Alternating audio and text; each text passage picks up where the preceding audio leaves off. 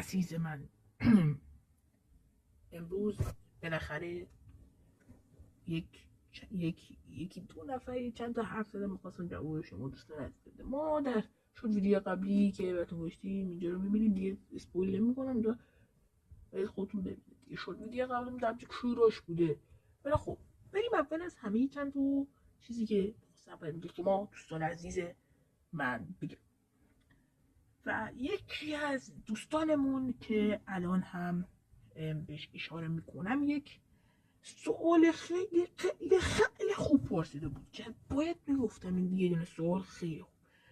خانم نازنین خیام نوشته که اسم چیه و کجا زندگی میکنه. دوست عزیز من شهر خود را نمیگم، من در استان مازندران هستم.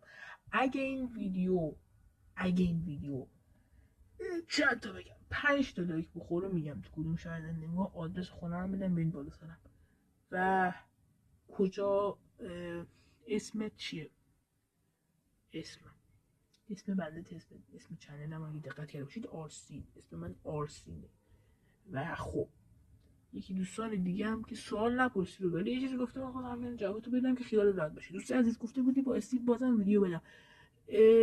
استیو اینجا تشریف نداره فعلا، استیو جای دیگه. حتما هر موقع اومد باشی ویدیو میگیرم، یه ویدیو خفن خیلی خفن تو راه. گفتم ویدیو رو مبارزه کنیم، چند دفعه با ویدیو میذارم مبارزه کنم، خودم هم میذارم با ویدیو مبارزه کنیم. مبارزه با موبایل خطرناکه. ببین تا کجا اسپویلش کردم.